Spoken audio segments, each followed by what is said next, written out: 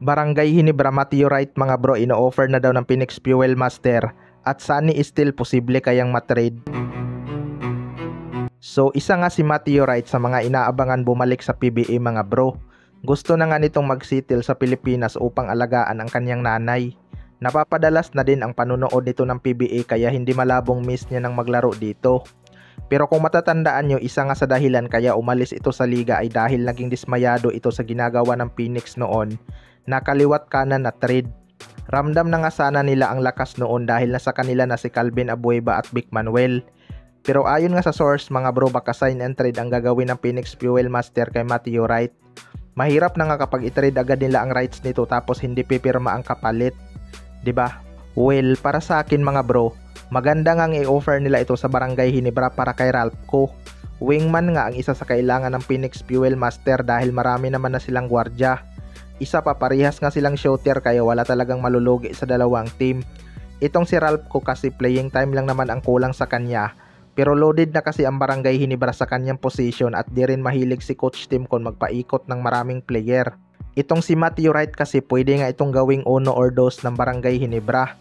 Wala nga silang player na treat talaga sa labas ng shaded lane. Kapag kasi ito yung bumitaw sa trace, kakabahan talaga ang dipinsa. Sa kabilang banda naman mga bro, Sunny Steel posible kayang matrade. Ito nga si Sunny Steel ang isa sa mga rookie na pinalagpas ng ibang team.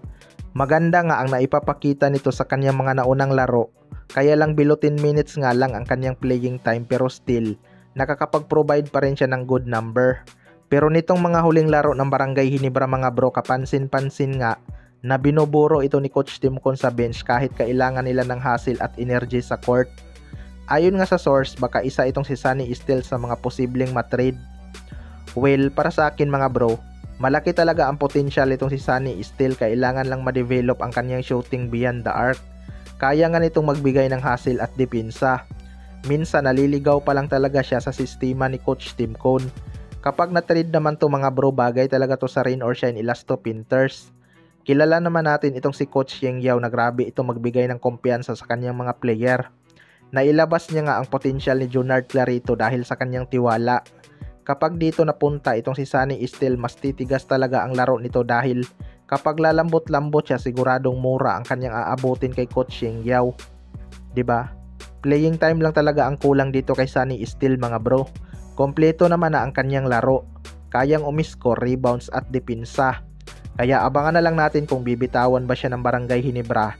Baka maging sakit pa nila sa ulo to kapag lumakas sa ibang team. Kayo mga bro, ano masasabi nyo tungkol dito?